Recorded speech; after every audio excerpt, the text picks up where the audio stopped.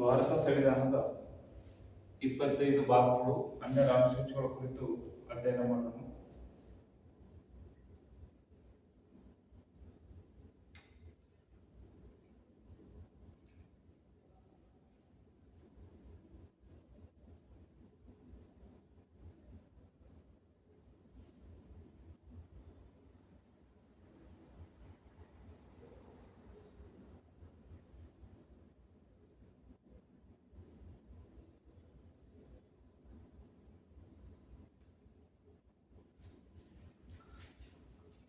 ಭಾರತ ಸಂವಿಧಾನದ 12 ಅನುಸೂಚಿಗಳು ಮತ್ತು 25 ಭಾಗಗಳ ಕುರಿತು ಅಧ್ಯಯನ ಮಾಡೋಣ.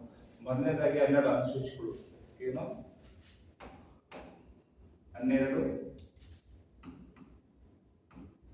ಅನುಸೂಚಿಗಳು.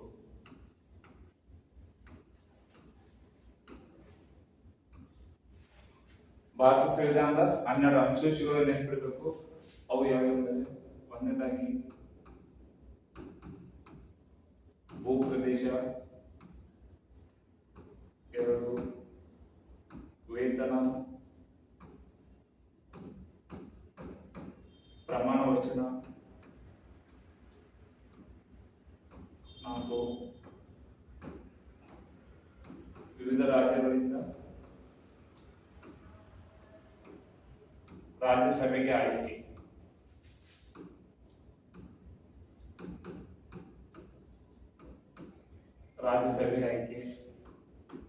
5 ಟ್ರೈಬ್ಸ್, ಅನುಸೂಚಿತ ಮತ್ತು ಬುಡಕಟ್ಟು ಪ್ರದೇಶ. ಅನುಸೂಚಿ 5 ಏನಂದ್ರೆ ಅನುಸೂಚಿತ ಮತ್ತು ಬುಡಕಟ್ಟು ಪ್ರದೇಶ. 6 ಅಂದ್ರೆ ಈಶಾನ್ಯ ರಾಜ್ಯಗಳು, ಈಶಾನ್ಯ ರಾಜ್ಯಗಳು. 7 ಪಟ್ಟಿ, 8 ಭಾಷೆಗಳು. ಭಾಷೆಗಳು ಎಷ್ಟಿದ್ದಾವೆ? 22 ಇದ್ದಾವೆ. ಭಾಷೆಗಳ ಬಗ್ಗೆ ಅಧ್ಯಯನ ಮಾಡ್ಬೇಕು ನಾವೇನಂತೀವಿ? ಭಾಷೆಗಳ ಬಗ್ಗೆ ಅಧ್ಯಯನ ಮಾಡ್ಬೇಕು ನಾವೇನಂತಂದ್ರೆ ಲಿಂಗ್ವಿಸ್ಟಿಕ್ ಅಂತೀವಿ. ಸಂವಿಧಾನದಲ್ಲಿ ಒಟ್ಟು ಎಷ್ಟು ಭಾಷೆಗಳಿವೆ? 22 ಭಾಷೆಗಳಿಗೆ ಅನುಮತಿ ಇದೆ. ಎಷ್ಟನೇ ಭಾಗ ಭಾಷೆಗಳ ಕುರಿತು ಇರುತ್ತದೆ ಅಂದ್ರೆ ಭಾಗ 17 ಏನಿರ್ತದೆ ಭಾಷೆಗಳ ಕುರಿತು ಇರುತ್ತದೆ. 8 9 ಬಂದ್ರೆ ಭೂ ಸುಧಾರಣೆ,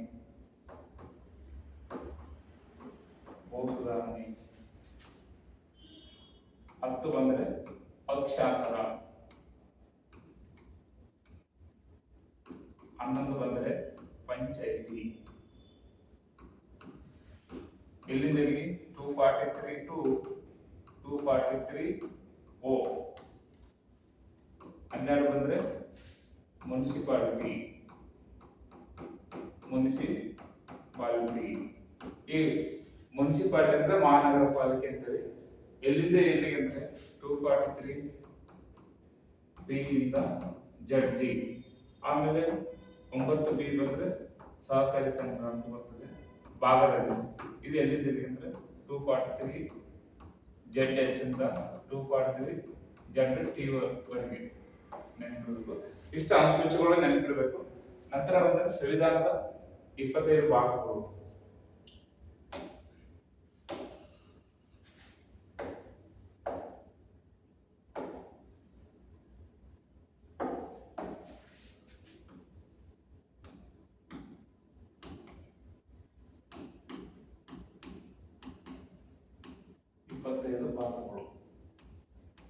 ಭಾರತ ಸಂವಿಧಾನದ 25 ಭಾಗಗಳು ನೆನಪಿಡಬೇಕು. ಕೇಳ್ತಾನೆ ಭಾಗ 1 ಭಾಗಗಳು.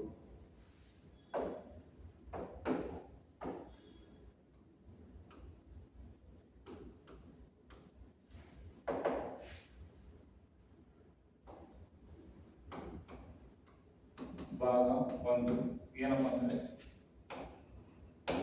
ಭೂ ಪ್ರದೇಶ. ಭಾಗ 1 ಏನಂತಂದ್ರೆ ಭೂ ಪ್ರದೇಶ. ಎಲ್ಲಿದ್ದರಿಗೆ ಭೂ ಪ್ರದೇಶ ಅಂದ್ರೆ 1ನೇ ವಿಧಿಯಿಂದ 4ನೇ ವಿಧಿವರೆಗೆ ಭೂ ಪ್ರದೇಶ. ಭಾಗ 2 ಬಂದ್ರೆ ಪೌರತ್ವ.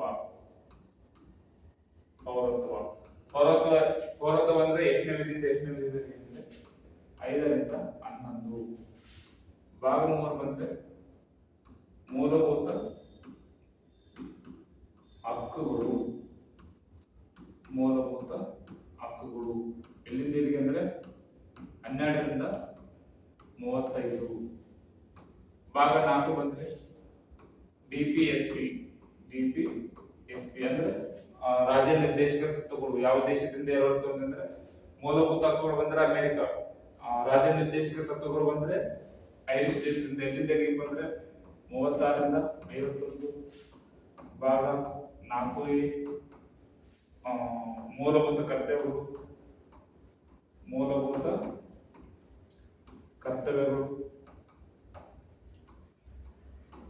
ಎಲ್ಲಿಂದ ಎಲ್ಲಿಗೆಪ್ಪ? ಮೂಲಭೂತ ಕರ್ತವ್ಯಗಳು ಎಲ್ಲಿಂದ ಎಲ್ಲಿಗೆ ಅಂದ್ರೆ 51 ಯಿಂದ ಕೆವರೆಗೆ ಏನು ಮೂಲಭೂತ ಕರ್ತವ್ಯಗಳು. ಮತ್ತೆ ಭಾಗ 5 ಬಂದ್ರೆ ಕೇಂದ್ರ ಸರ್ಕಾರ.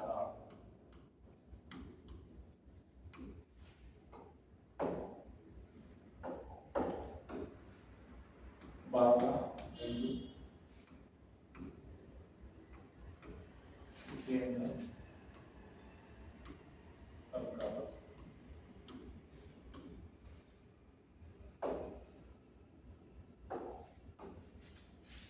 ಇದರಲ್ಲಿ ಇದು ಎಲ್ಲಿ ಕೇಂದ್ರ ಸರ್ಕಾರ ಎಲ್ಲಿದೆ 58ರಿಂದ 151. ಕೇಂದ್ರ ಸರ್ಕಾರ ಎಲ್ಲಿಂದ 58ರಿಂದ 151. ಇದರಲ್ಲಿ ಮೊದಲನೇ ಬಾರಿಗೆ ರಾಷ್ಟ್ರಪತಿ 52ರಿಂದ 62. ಉಪರಾಷ್ಟ್ರಪತಿ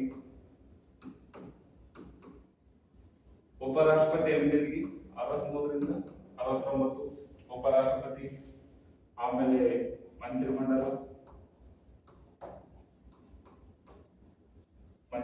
ಎಲ್ಲಿಂದ 74.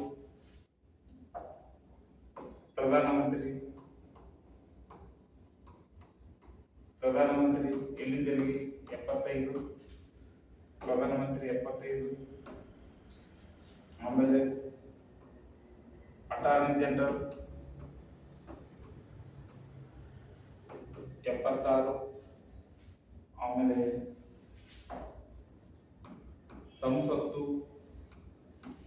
ಸಂಸತ್ತು ಏನನ್ನು ಒಳಗೊಂಡಿದೆ ಅಂದ್ರೆ ರಾಷ್ಟ್ರಪತಿ, ಲೋಕಸಭೆ, ರಾಜ್ಯಸಭೆಯನ್ನು ಒಳಗೊಂಡಿದೆ ಅಂತ ಹೇಳ್ಬೇಕು. ಸಂಸತ್ತು ಎಷ್ಟನೇ ವಿಧಿಯಿಂದ ಎಷ್ಟನೇ ವಿಧಿವರೆಗೆ ಅಂದ್ರೆ 79ನೇ ವಿಧಿಯಿಂದ 1 2 3 ನೆನ್ಪಿಡ್ಬೋದು. ಸಂಸತ್ತು ಎಷ್ಟನೇ ವಿಧಿಯಿಂದ 79ನೇ ವಿಧಿಯಿಂದ 1 2 3 ಅಂತೇಳಿ. ನಂತರ ಬಂದ್ರೆ ಸುಪ್ರೀಂ ಕೋರ್ಟ್ ಎಷ್ಟನೇ ವಿಧಿಯಿಂದ ಎಷ್ಟನೇ ವಿಧಿ? 124ನೇ ವಿಧಿಯಿಂದ 147. ಆಮೇಲೆ CAG control and auditor general ಅಂತ ನಾವು CAG ಅನ್ನು ಖಜಾನೆ ಕಾಯುವ ಕಾವಲು ನಾಯಿ. ಯಾವುದು? CAG. ಇದು ಎಷ್ಟನೇ ವಿಧಿಯಿಂದ ಎಷ್ಟನೇ ವಿಧಿ ಅಂದ್ರೆ 148ರಿಂದ 151. ಇದು ಕೇಂದ್ರ ಸರ್ಕಾರದ ಬಗ್ಗೆ ಇಷ್ಟೆಲ್ಲ ನೋಡ್ಕೋಬೇಕು. ನಂತರ ಬಂದರೆ ಭಾಗ 6 ರಾಜ್ಯ ಸರ್ಕಾರ. ಭಾಗ 6 ಅಂದ್ರೆ ರಾಜ್ಯ ಸರ್ಕಾರ.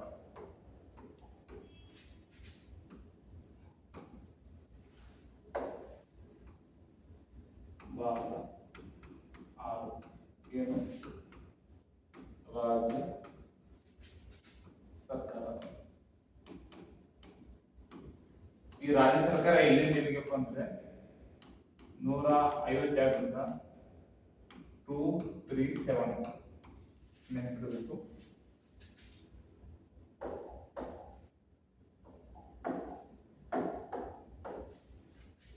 ಭಾಗ 6 ರಾಜ್ಯ ಸರ್ಕಾರ ಎಲ್ಲಿಂದ 152ರಿಂದ 237 ನೆನಪಿಡಬೇಕು.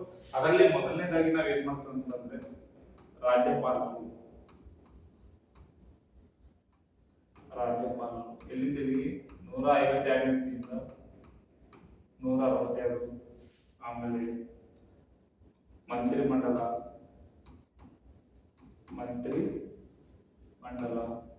163 ಮಂತ್ರಿಮಂಡಲ. ಆಮೇಲೆ ಮುಖ್ಯಮಂತ್ರಿ 164. ಆಮೇಲೆ ಅಡ್ವೊಕೇಟ್ ಜನರಲ್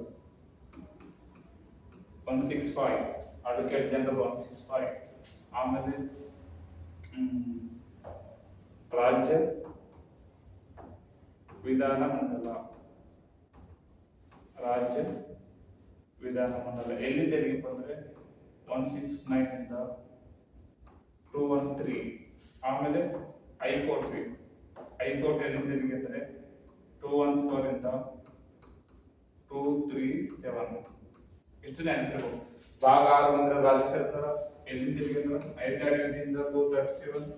ರಾಜ್ಯಪಾಲರು ಬಂದ್ರೆ 152 ಇಂದ 167. ಮಂತ್ರಿಮಂಡಲ ಬಂದ್ರೆ 163. ಆಮೇಲೆ ಮುಖ್ಯಮಂತ್ರಿ ಬಂದ್ರೆ 164. ಅಡ್ವೊಕೇಟ್ ಜನರಲ್ ಬಂದ್ರೆ 165. ರಾಜ್ಯ ವಿಧಾನಮಂಡಲ ಬಂದ್ರೆ 169 ಇಂದ 213. ಇದು ಏನು ಒಳಗೊಂಡಿರ್ತದೆ? ರಾಜ್ಯಪಾಲರು, ಲೋಕಸಭೆ, ರಾಜ್ಯಸಭೆ, ಇದು ರಾಜ್ಯಪಾಲರು, ವಿಧಾನಸಭೆ, ವಿಧಾನ ಪರಿಷತ್ ಒಳಗೊಂಡಿರ್ತದೆ. ಹೈಕೋರ್ಟ್ ಬಂದ್ರೆ 214 ಇಂದ 237 ನೆನಪಿಡಬೇಕು. ಭಾಗ 7 ಬಂದ್ರೆ ಏನು? ಭಾಗ 7 ಏನಂದ್ರೆ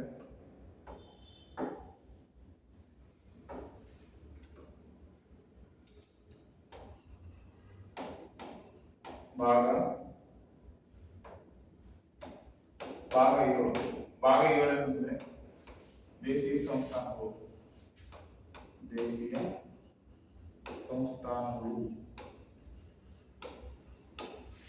ಎಷ್ಟನೇ ಆರ್ಟಿಕಲ್ ಇರ್ತಪ್ಪ ದೇಶೀಯ ಸಂಸ್ಥಾನಗಳು? 238. ಭಾಗ 8 ಏನು? ಕೇಂದ್ರಾಡಳಿತ ಪ್ರದೇಶಗಳು.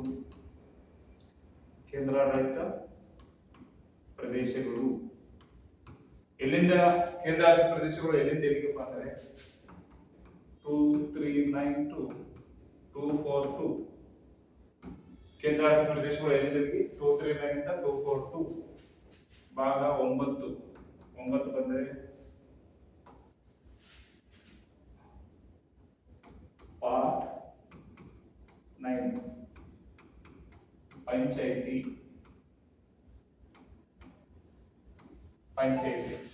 ಎಲ್ಲಿಂದ ಎಲ್ಲಿಗೆ ಅಂದ್ರೆ 243 ಓವರೆಗೆ. 9A ಬಂದರೆ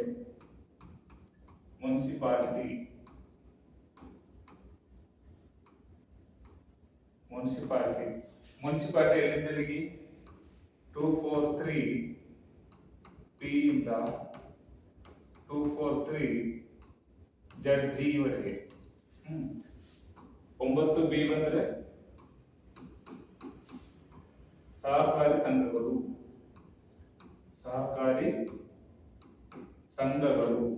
ನೆನಪಿರಬೇಕು.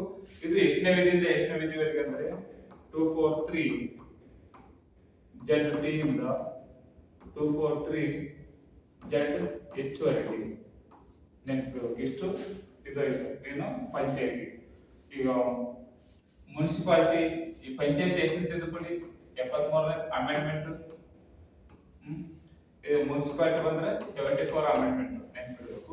ಸಹಕಾರಿ ಸಂಘಗಳ ತೊಟ್ಟಿಲು ಯಾವಂದ್ರೆ ಧಾರವಾಡ ನೆನಪಿಡಬೇಕು. ಸಹಕಾರಿ ಸಂಘಗಳ ತೊಟ್ಟಿಲು ಧಾರವಾಡ. ಹೌದಾ? ಇದು 9.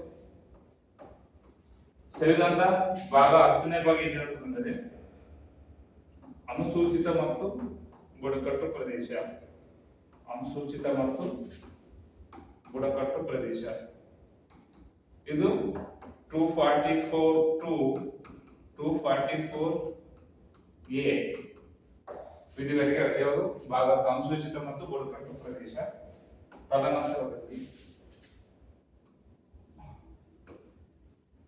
ಭಾಗ 11 ಏನಾಗ್ತದೆ? ಸಂವಿಧಾನದ ಭಾಗ 11 ಕೇಂದ್ರ ಮತ್ತು ರಾಜ್ಯ ಸರ್ಕಾರದ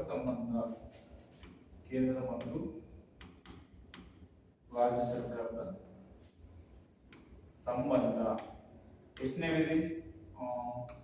245 ಇಂದ 263 ವರೆಗೆ ಕೇಂದ್ರ ಮತ್ತು ರಾಜ್ಯ ಸರ್ಕಾರದ ಸಂಬಂಧ. ಭಾಗ 12 ಬಂದರೆ ಹಣಕಾಸು ಮತ್ತು ಆಸ್ತಿ. ಇದು ಎಲ್ಲಿಂದ ಅಂದ್ರೆ 264 ಇಂದ 264 ಎಲ್ಲಿಂದ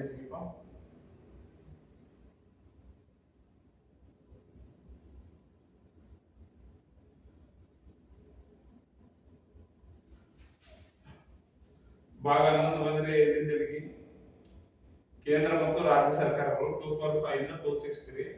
ಭಾಗ 12 ಬಂದ್ರೆ ಹಣಕಾಸು 264 ಇಂದ 300 ಎ ಏನು ಭಾಗ 11. ಭಾಗ 13 ಬಂದರೆ ಹಣಕಾಸು ಆಯ್ತು. ವ್ಯಾಪಾರ ಮತ್ತು ವಾಣಿಜ್ಯ ಸಂಬಂಧ. ವ್ಯಾಪಾರ ಮತ್ತು ವಾಣಿಜ್ಯ ಸಂಬಂಧ ಎಷ್ಟನೇ ವಿಧಿಯಿಂದ ಎಷ್ಟನೇ ವಿಧಿವರೆಗೆ ಅಂದ್ರೆ ವ್ಯಾಪಾರ ಮತ್ತು ವಾಣಿಜ್ಯ ಬಂದರೆ 301 ಬಿ 301 ನಿಂದ 307 ನೆನಪಿಡಬೇಕು. ಆಮೇಲೆ ಭಾಗ 14 ಬಂದರೆ ಕೇಂದ್ರ ಮತ್ತು ರಾಜ್ಯ ಸರ್ಕಾರದ ಸೇವೆಗಳು ಎಲ್ಲಿ ತೆರಿಗೆ ಬಂದ್ರೆ 308 ಇಂದ 343 ವರೆಗೆ 308 ಇಂದ ಸೇವೆಗಳು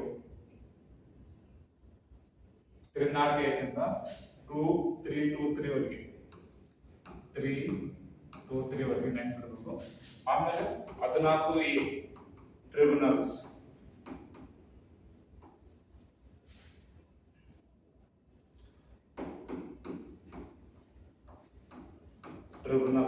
ಈ ಟ್ರಿಬ್ಯುನಲ್ಸ್ ಏನಂತಂದ್ರೆ 324 ರಿಂದ 325 323 ಇಂದ 323 ಎ ವರೆಗೆ ಏನು ಟ್ರಿಬ್ಯುನಲ್ಸ್ ಇಷ್ಟು ನೆನಪಿಡಬೇಕು.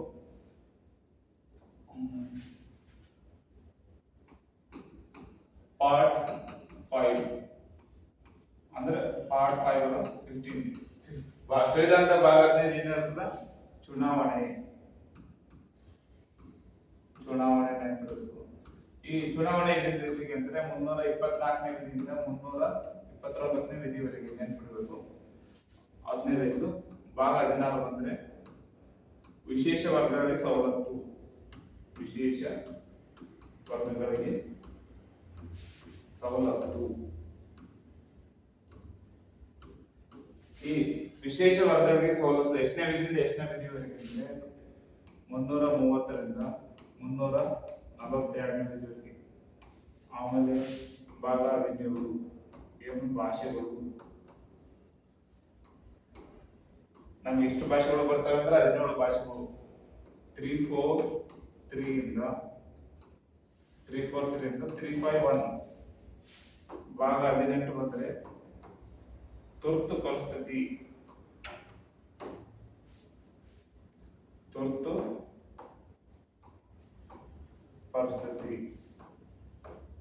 352 ಇಂದ 360 ನೆನಪಿಡಬೇಕು.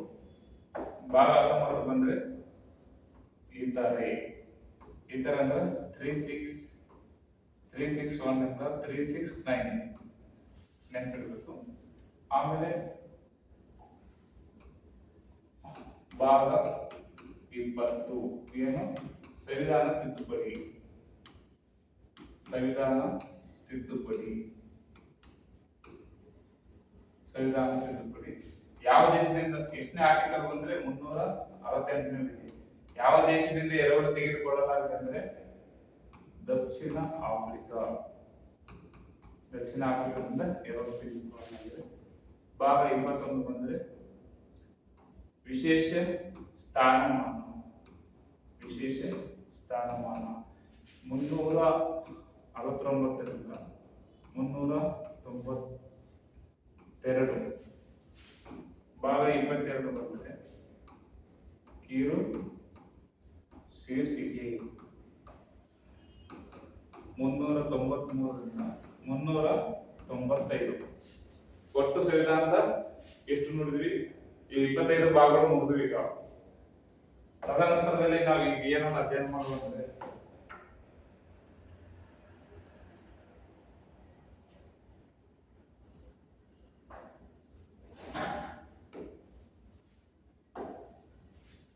ರಾಷ್ಟ್ರಪತಿ 52ರಿಂದ 62ವರೆಗೆ. ಉಪರಾಷ್ಟ್ರಪತಿ ಬಂದ್ರೆ 63ರಿಂದ 69. ಮಂತ್ರಿಮಂಡಲ 74. ಪ್ರಧಾನಮಂತ್ರಿ 75. Attorney general 76. ಒಂದು ನೋಡ್ಬೋದು. ರಾಷ್ಟ್ರಪತಿ ಬಂದ್ರೆ 52ರಿಂದ 62ನೇ ವಿಧಿವರೆಗೆ ರಾಷ್ಟ್ರಪತಿ ಬಗ್ಗೆ ನೋಡ್ತೀವಿ. ಈ 52ನೇ ವಿಧಿ ಏನಿರ್ತದೆ ರಾಷ್ಟ್ರಪತಿ ಹುದ್ದೆ ಕುರಿತು ಇರುತ್ತದೆ. ರಾಷ್ಟ್ರಪತಿ ಹುದ್ದೆ 53 ಕಾರ್ಯಾಂಗದ ಮುಖ್ಯಸ್ಥ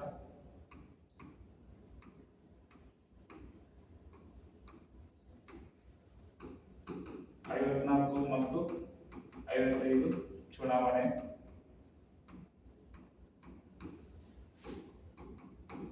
54 ಚುನಾವಣೆ 56 ಬಂದ್ರೆ ಅವಧಿ 57 ಬಂದ್ರೆ ಅರ್ಹತೆ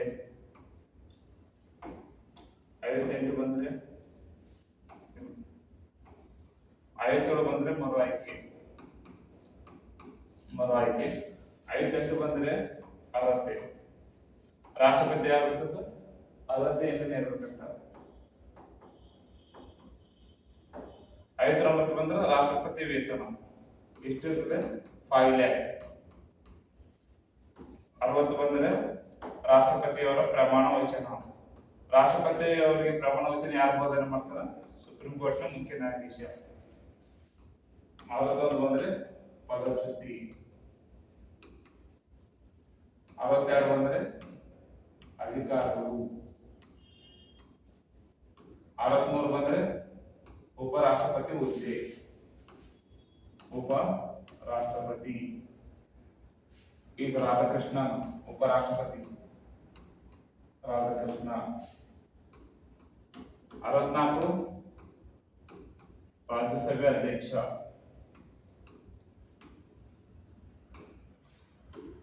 65 ಕಾರ್ಯಾಂಗದ ಮುಖ್ಯಸ್ಥ. ಆಮೇಲೆ 66 ಚುನಾವಣೆ. 67 ಅವಧಿ. 68 ಅರ್ಹತೆ. 69 ಪ್ರಮಾಣ ವಚನ. ಇದು ಯಾವುದು? ಉಪರಾಷ್ಟ್ರಪತಿ. ಉಪರಾಷ್ಟ್ರಪತಿ ಬಂದ್ರೆ 63ರಿಂದ 69 ನೆನಪಿಡಬೇಕು. ಆಮೇಲೆ ಈ ರಾಷ್ಟ್ರಪತಿಯ ಪವರ್. ರಾಷ್ಟ್ರಪತಿ ಅಧಿಕಾರಗಳು. ರಾಷ್ಟ್ರಪತಿ ಅಧಿಕಾರಗಳು ಏನು ಬರ್ತಂದ್ರೆ ಶಾಸಕಾಂಗೀಯ ಅಧಿಕಾರಗಳು. ಶಾಸಕಾಂಗೀಯ ಅಧಿಕಾರಗಳು ಏನು ಬರ್ತಂದ್ರೆ ಆರ್ಟಿಕಲ್ 80ನೇ ವಿಧಿ ಪ್ರಕಾರ 12 ಜನರನ್ನು ಏನ್ ಮಾಡ್ತಾನೆ? ನಾಮಕರಣ ಮಾಡ್ತಾರೆ. ಆಮೇಲೆ 85ನೇ ವಿಧಿನ ಆರ್ಟಿಕಲ್ 85 ಏನ್ ಮಾಡ್ತಾನೆ? ಸಂಸತ್ತಿನ ಅಧಿವೇಶನ ಕರ್ತೇನೆ. ಸಂಸತ್ತಿನ ಅಧಿವೇಶನ. 86 ಸದನಗಳಿಗೆ ಸಂದೇಶ. 87ನೇ ವಿಧಿ ಏನ್ ಮಾಡ್ತಾನೆ? ವಿಶೇಷ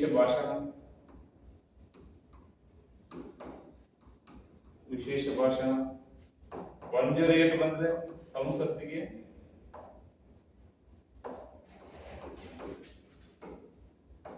ಜಂಟಿ ಅಧಿವೇಶನ.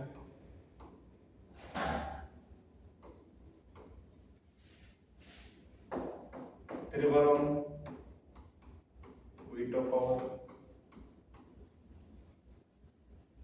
वीटो पावर ಎಷ್ಟಿದಾವೆ? 3 ಇದಾವೆ. Pocket veto, suspensive veto, absolute veto ಅಂತ ಹೇಳಿ. ಆಮೇಲೆ 3 ಆಯ್ತಾ?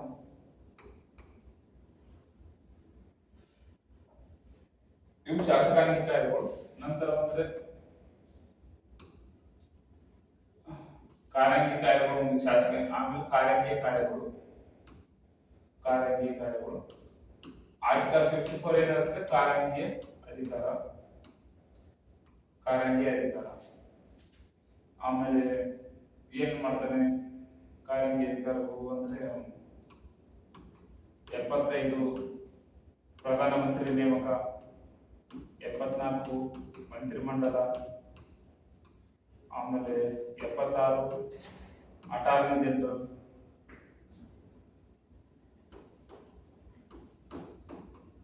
124 ಸುಪ್ರೀಂ ಕೋರ್ಟ್. CAG 148 ಆಮೇಲೆ 338 AC, 338 A, ST, 338 B, OBC, 350 B ಬಂದ್ರೆ ಭಾಷಾ ಅಲ್ಪಸಂಖ್ಯಾತರು, 350 B ಬಂದ್ರೆ ಭಾಷಾ ಅಲ್ಪಸಂಖ್ಯಾತರು, ಇವು ಶಾಸಕ ಕಾರ್ಯಾಂಗೀಕಾರಗಳು. ನಂತರ ಬಂದ್ರೆ ಹಣಕಾಸಿನ ಕಾರ್ಯಗಳು. ರಾಷ್ಟ್ರಪತಿಯವರ ಹಣಕಾಸಿನ ಕಾರ್ಯಗಳು ಏನು ಅಂತಂದ್ರೆ 112 ಬಜೆಟ್, ಆಮೇಲೆ 117 ಬಂದ್ರೆ ಹೊಸ ಟ್ಯಾಕ್ಸ್, ದೇಶದಲ್ಲಿ ಯಾವುದೇ ಹೊಸ ತೆರಿಗೆ ತರಬೇಕಾದ್ರೆ ರಾಷ್ಟ್ರಪತಿಯವರ ಅನುಮತಿ ಬೇಕು. ಆಮೇಲೆ 280 ಕೇಂದ್ರ ಹಣಕಾಸು ಆಯೋಗ, ಆಮೇಲೆ 266 ಸಂಚಿತ ನಿಧಿ, 267 ಸಾದಿಲುವಾದ ನಿಧಿ, ಇಷ್ಟು ಹಣಕಾಸಿನ ಆಯೋಗಗಳು. ಆಮೇಲೆ ಎಮರ್ಜೆನ್ಸಿ, ರಾಷ್ಟ್ರಪತಿಯವರ ತುರ್ತು ಪರಿಸ್ಥಿತಿ ಅಧಿಕಾರಗಳು ಬಂದಿದೆ 352, 356, 360. ಇದು ರಾಷ್ಟ್ರಪತಿ ಆಡಳಿತ.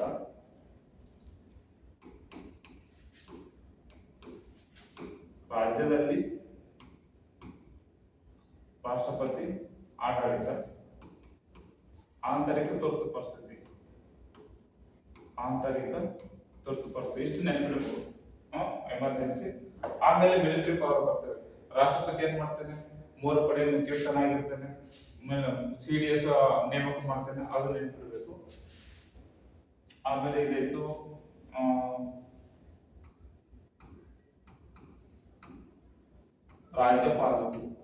ರಾಜ್ಯಪಾಲರು ಎಷ್ಟು ವಿಧಿ ಅಂದ್ರೆ 152ರಿಂದ 162.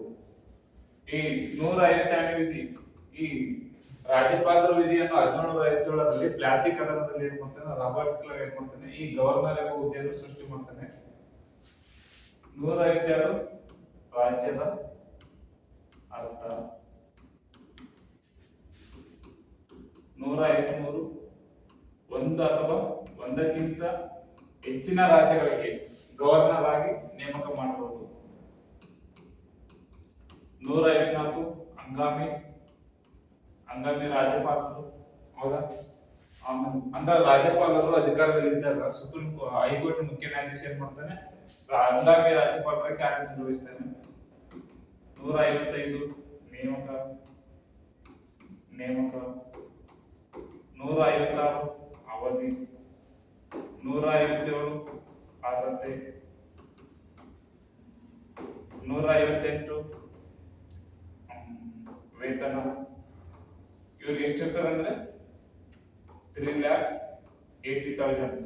ಯಾವ ನಿಧಿ? ಸಂಚಿತ ನಿಧಿಯಿಂದ ಕೊಡ್ತಾರೆ. 159 ಪ್ರಮಾಣ, ನೇಮಕ, ಅವಧಿ, ಅರ್ಹತೆ, ವೇತನ, ಪ್ರಮಾಣ ವಚನ. ಈ ರಾಜ್ಯಪಾಲರಿಗೆ ಪ್ರಮಾಣ ವಚನ ಯಾರು ಬೋಧಿಸ್ತಂದ್ರೆ ಹೈಕೋರ್ಟ್ ಮುಖ್ಯ ನ್ಯಾಯಾಧೀಶ ಪ್ರಮಾಣ ವಚನ ಬೋಧಿಸ್ತಾನೆ. 160ನೇ ವಿಧಿ ಬಂದ್ರೆ ಆಕಸ್ಮಿಕ ಸಂದರ್ಭದಲ್ಲಿ ರಾಜ್ಯಪಾಲರು ಏನಾದರೂ ಡೆತ್ ಆದ್ರೆ ಅವಾಗ ಅಧಿಕಾರಾವಧಿಯನ್ನು ಯಾರು ವಹಿಸಿಕೊಳ್ತಾರೆ ಅಂದ್ರೆ ಹೈಕೋರ್ಟ್ ಮುಖ್ಯ ನ್ಯಾಯಾಧೀಶ ವಹಿಸಿಕೊಳ್ತಾನೆ. 161 ಅಂದ್ರೆ ಕ್ಷಮಾದಾನ. ಅಲ್ಲಿ ರಾಷ್ಟ್ರಪತಿಯವರ ಕ್ಷಮಾದಾನ ಬಂದ್ರೆ 72. ರಾಷ್ಟ್ರಪತಿಯವರ ಕ್ಷಮಾದಾನ ಬಂದ್ರೆ ಕ್ಷಮಾದಾನ ಅಂತ ನೆನೆಸ್ಬೇಕು, 72. ಆಮೇಲೆ 161 ಬಂದ್ರೆ ಪದಚ್ಯುತಿ. 162 ಬಂದ್ರೆ ಅಧಿಕಾರಾವಧಿ.